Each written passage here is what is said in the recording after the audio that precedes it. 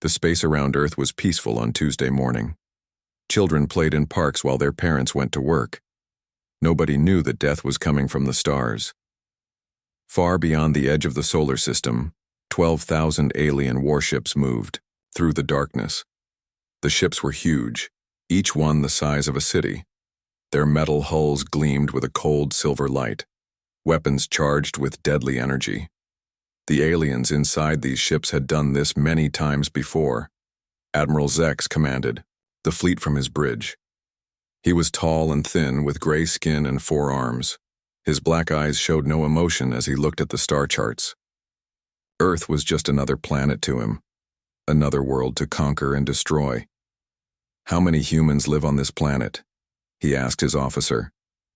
"About 8 billion, sir," came the reply. "Good. We will keep 1 billion as workers. Kill the rest." The officer nodded. This was normal for the Zephyrian Empire. They had destroyed 47 worlds in the past 100 years. They took what they wanted and left nothing behind but empty rocks and bones. On Earth, the warning came at 3 in the morning. Deep space sensors picked up the massive fleet. The computers could not count all the ships at first. There were too many. General Sam Carter woke up to his phone ringing. The voice on the other end was shaking with fear. "Sir, you need to see this right now." Sam drove to the command center in his pajamas. The main screen showed thousands of red dots moving toward Earth. Each dot was an enemy ship. The room was full of military officers, all staring at the screen in shock. "How long do we have?" Sam asked. 3 days, sir. Maybe less. President Lisa Brooks arrived an hour later. She was a short woman with gray hair and kind eyes, but her face was hard as stone when she saw the screen. "Options?" she asked.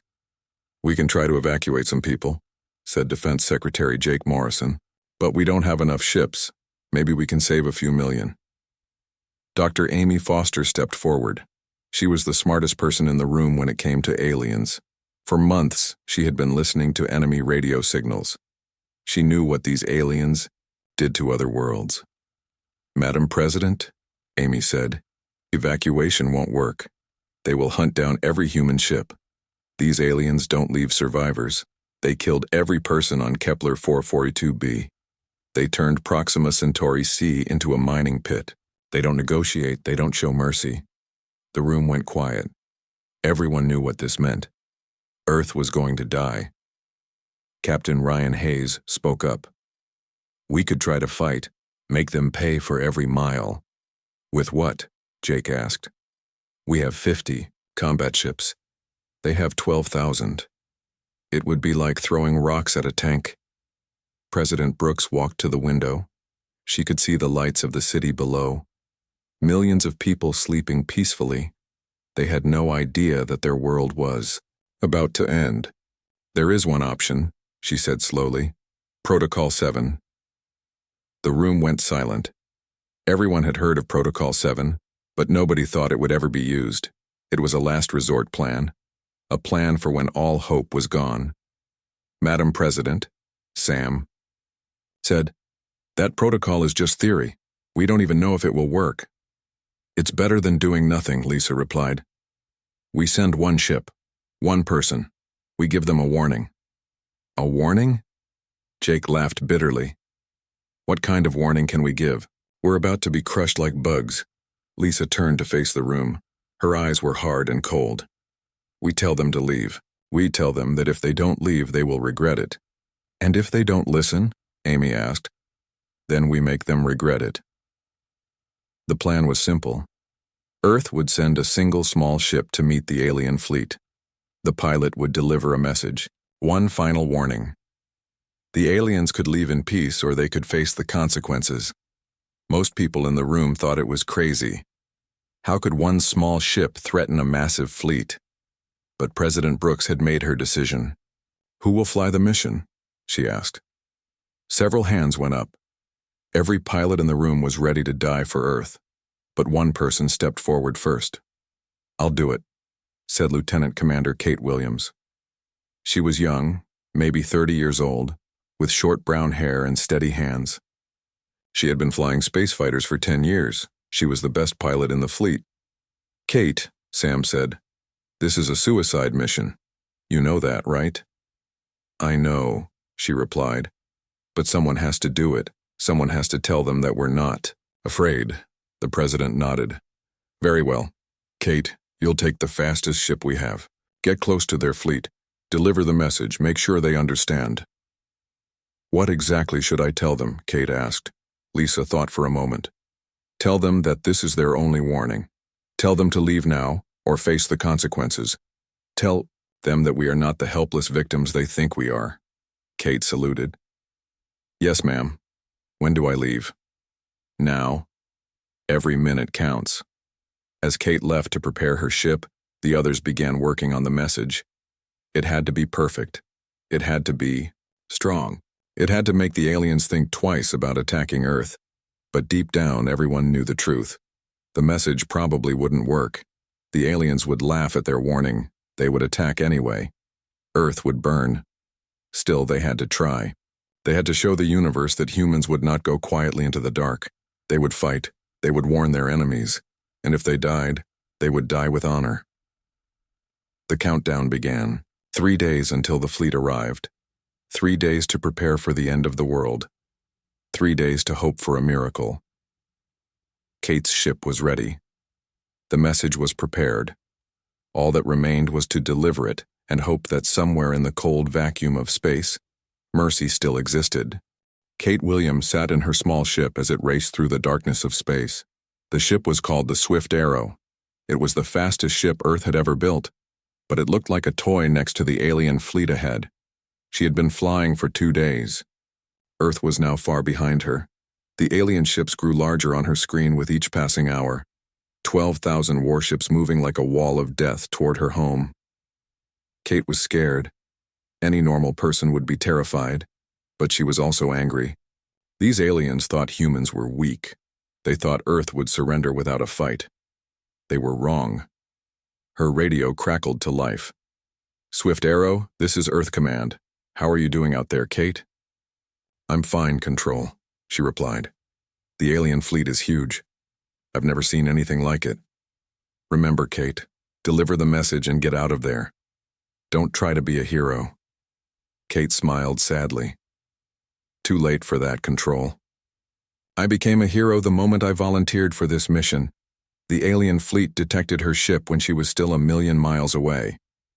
Kate watched as hundreds of weapons turned toward her. She held her breath, waiting for them to fire. But nothing happened. On the alien command ship, Admiral Zex stared at his screen in confusion. A tiny human ship was approaching his fleet. Just one ship, one pilot. "Sir," said his weapons officer, "should we destroy it?" "No," Zex replied. "I want to hear what this creature has to say. This should be amusing." The alien admiral had seen this before. When a planet was about to be conquered, sometimes they sent a small ship to beg for mercy. The humans were probably going to surrender. It would save him the trouble of hunting them down. Kate's ship came to a stop just outside the alien formation. She was surrounded by thousands of warships, each one big enough to destroy her ship with a single shot. Her hand shook as she reached for the radio controls. "This is Lieutenant Commander Kate Williams of the Earth Defense Force," she said. Her voice was steady and strong. "I'm speaking to the commander of this fleet." Admiral Zex leaned forward in his chair. The human's voice surprised him. There was no fear in it, no begging, just cold determination. "I am Admiral Zex of the Zephyrian Empire," he replied. "You are a brave little creature to come here alone. Have you come to surrender your planet?" "No," Kate said simply. "I've come to warn you." The alien admiral laughed. Around him, his officers joined in the laughter. A warning? From one tiny ship to a massive fleet? It was the funniest thing they had heard in years. "Warn me?" Zax asked. "About what, little human?" Kate took a deep breath. This was the moment everything depended on. "You have entered our solar system with weapons charged and hostile intent. This is your only warning. Turn around and leave now. Do not attack Earth. Do not harm our people. Leave in peace, and no harm will come to you." The laughter on the alien bridge grew louder. Several officers were holding their sides, laughing, so hard they could barely breathe. "And what if we refuse?" Zex asked, still chuckling. "What will you do with your one little ship?" "It's not about my ship," Kate replied. "It's about what will happen to your fleet if you continue on this course. You think we're weak, you think we're helpless, you're wrong." Admiral Zex's laughter stopped. There was something in the human's voice that made him uncomfortable, a certainty that didn't make sense. "Listen carefully," Kate continued. "My people have studied your empire. We know what you did to the people of Kepler 442b. We know about Proxima Centauri C. We know about all 47 worlds you've destroyed. We know you don't negotiate. We know you don't show mercy." "Then you know resistance is useless," Zex replied. "No," Kate said. "We know that you've never faced anything like us before. Every world you've conquered was alone. They had no one to help them. They had no hidden strength. We're different." "Different how?" the Admiral asked. Despite himself, he was curious. "That's something you'll have to discover for yourself if you're stupid enough to attack us," Kate said. "But I'm giving you one chance to avoid that discovery. One chance to save your fleet. Turn around and leave. Never come back to our system. Find some other species to bully." Admiral Zex's 4 eyes narrowed. "You dare threaten me? Your entire species will make excellent slaves in our mining operations. We will keep 10% of you alive to work for us. The rest will die." Kate was quiet for a long moment. When she spoke again, her voice was cold as ice. "Then you've chosen your fate," she said. "I offered you peace. I offered you life. You rejected both. What happens next is on you. Nothing will happen except your death and the death of your world." Zex snarled. "We'll see," Kate replied. "You were warned, Admiral. Remember that when your ships start disappearing. Remember that when your weapons fail. Remember that when you realize you've made the biggest mistake in your empire's history."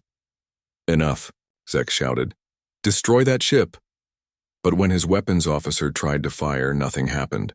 The weapons were charged and ready, but they wouldn't shoot. The targeting systems flickered and went dark. Kate's ship began to move. It should have been impossible. The swift arrow was fast, but not that fast.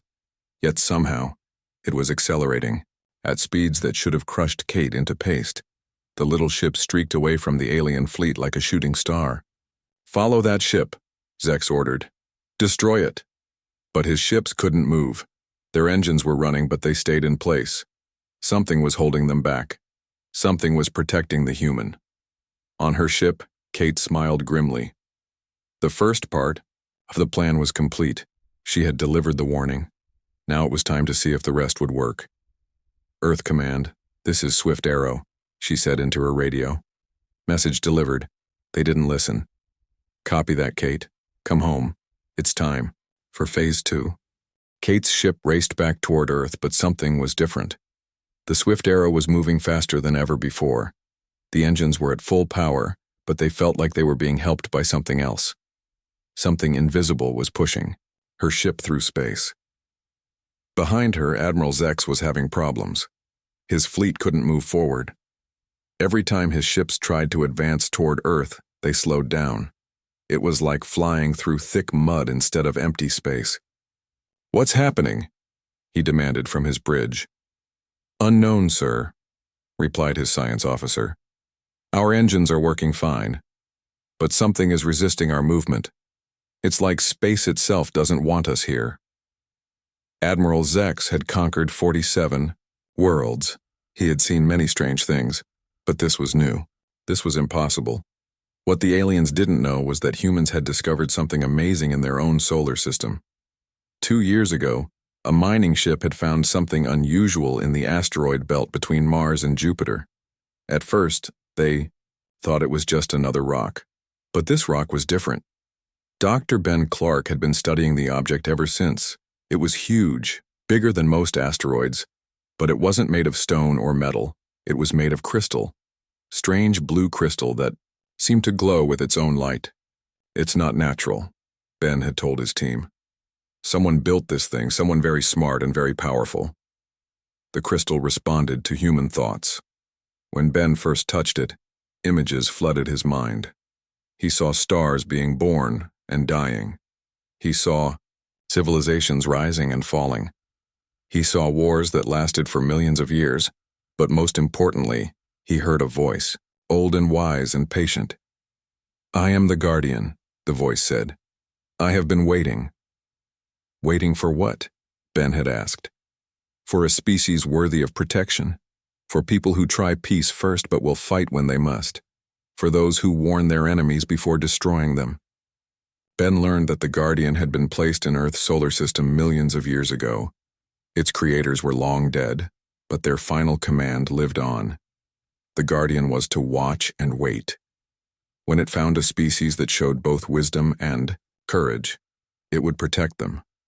Humanity had passed the test. They had tried to warn the aliens. They had offered peace. When that failed, they were ready to fight impossible odds to protect their home. This was exactly what the Guardian had been waiting for. Now, as Admiral Zex's fleet struggled to move toward Earth, the Guardian was waking up fully for the first time in millions of years. On Earth, strange things began to happen. The northern lights appeared over cities where they had never been seen before. Animals acted strangely, looking up at the sky as if they could sense something coming. Radio telescopes picked up signals that made no sense. In the asteroid belt, the crystal Guardian began to grow. Or maybe it had always been that big and humans just hadn't been able to see all of it before. It stretched for thousands of miles in every direction, a massive structure of living crystal that pulsed with blue light. Admiral Zex watched his tactical display with growing anger. His fleet was still moving toward Earth, but slowly. Much too slowly. At this rate, it would take weeks to reach the planet instead of hours. "Sir," said his communications officer, "we're receiving a signal." "From the humans?" "No, sir. From something else. Something big." The main screen flickered to life. Instead of showing space, it showed the face of something that had never been human. It was made of light and crystal and ancient wisdom. When it spoke, its voice filled every ship in the fleet. "I am the guardian of this system," it said. "You were warned to leave. You chose to stay. Now you will learn why that was a mistake." Admiral Zex stood up from his command chair, his forearms shaking with rage. "What are you? Some kind of human weapon?" "I am older than your empire," the Guardian replied. "I was here before your species learned to use fire. I have been waiting for a people worthy of my protection. The humans have proven themselves worthy." "Impossible." Zex shouted. "We are the Zephyrian Empire. We have conquered 47 worlds. No one can stop us." 47 worlds, the Guardian said sadly. 47 civilizations destroyed, billions of lives ended. Your empire's crimes are known. To me, this ends here. Around the alien fleet, space began to change. Stars that had been distant points of light suddenly seemed closer. The darkness between the stars filled with strange colors. Gravity itself seemed to bend and twist in impossible ways. Several of Zex's smaller ships simply vanished. One moment, they were there. The next, they were gone. Not destroyed, not exploded, just gone. As if they had never existed at all. "Retreat," Zex ordered. "All ships, retreat." But his ships couldn't retreat. They couldn't move forward or backward. They were trapped in space that no longer obeyed the normal rules. "You had your chance," the Guardian said. "The humans offered you peace. They warned you to leave. You chose violence instead. Now you will face the consequences of that choice." More ships disappeared. Then more. Admiral Zex watched his mighty fleet vanish ship by ship. His weapons wouldn't fire. His engines wouldn't work. His communications were jammed by signals older than his civilization. On Earth, people looked up at the night sky and saw something incredible. The stars were dancing, moving in patterns that spelled out words in every human language at once. "You are protected. You are safe. You are not alone." Kate Williams landed her ship at the lunar base. As she climbed out of the cockpit, she looked up at the stars and smiled. Earth had found a protector, a guardian that had been waiting millions of years for a species like humanity. The test was over.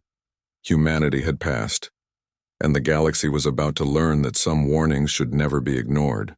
Admiral Zek stood on his command bridge and watched his empire die. Ship after ship vanished from his fleet, not destroyed by weapons or explosions, but simply erased from existence, as if they had never been built, never been crewed, never been sent to conquer Earth. His science officer was screaming readings that made no sense. "Sir, space-time is collapsing around us. The laws of physics are breaking down.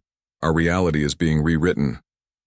Zex had 4 arms, but they all shook with fear now. In all his years of conquest, he had never seen anything like this. His empire had weapons that could crack planets in half. They had technology that could move faster than light. But none of it worked against this ancient guardian.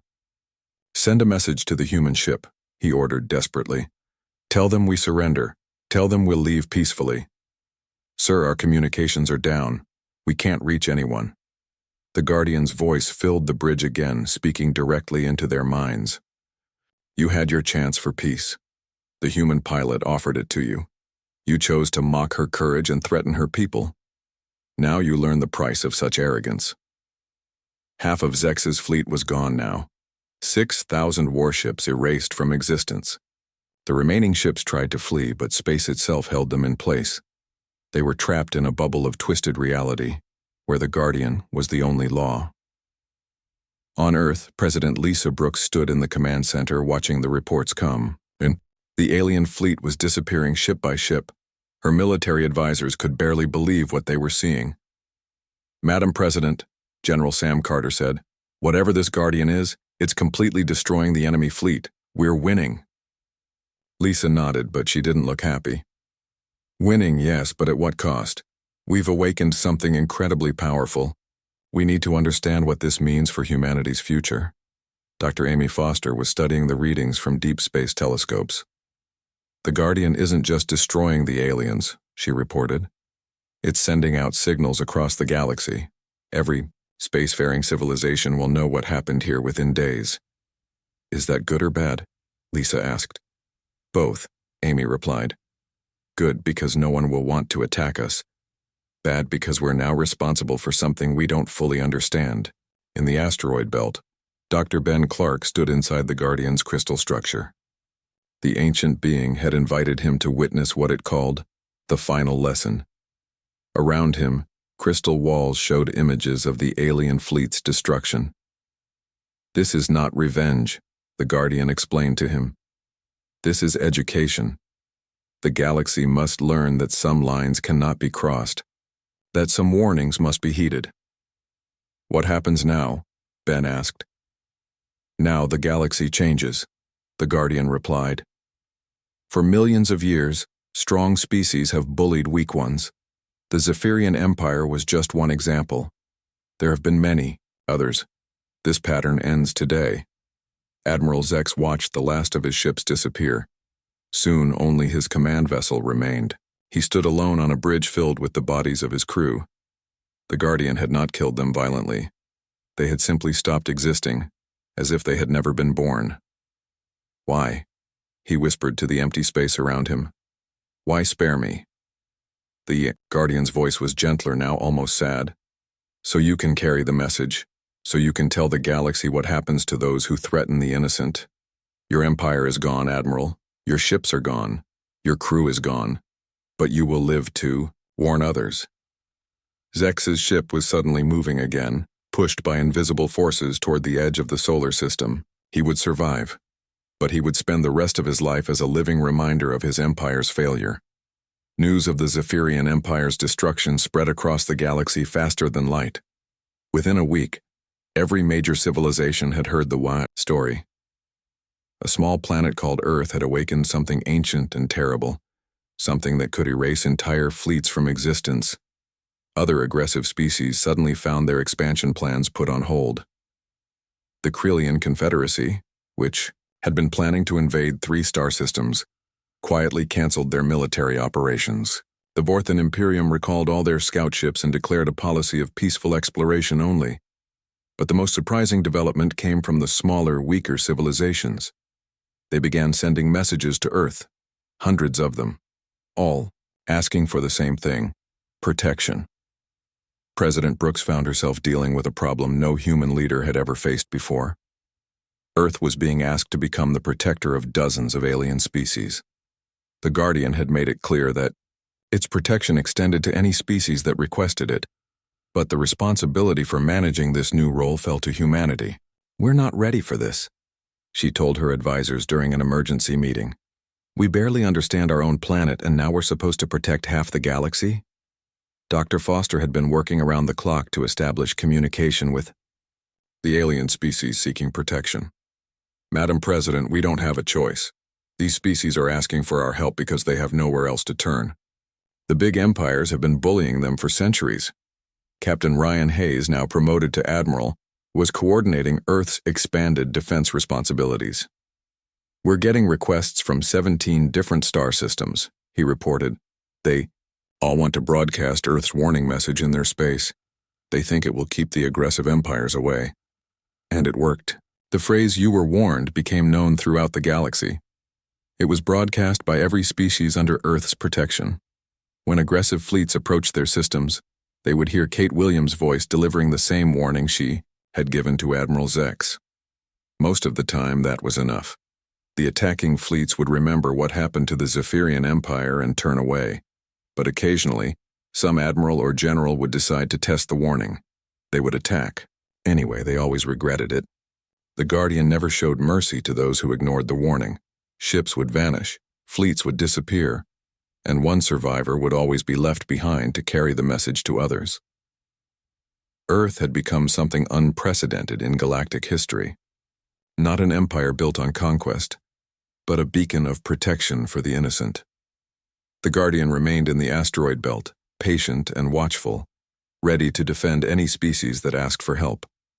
Kate Williams became famous across the galaxy as the woman who delivered the warning that changed everything. She didn't like the fame, but she understood its importance. Her voice had become a symbol of hope for the weak and a source of fear for the strong. Years passed. The galaxy became more peaceful. The big empires still existed, but they were more careful now. They knew that somewhere in a small solar system around an ordinary star, an ancient guardian waited to punish those who preyed on the innocent. And humanity? They learned to live with their new responsibility. They had awakened something powerful, and now they had to help guide it. It wasn't the future they had planned, but it was the future they had earned through courage, wisdom, and the willingness to stand up for what was right.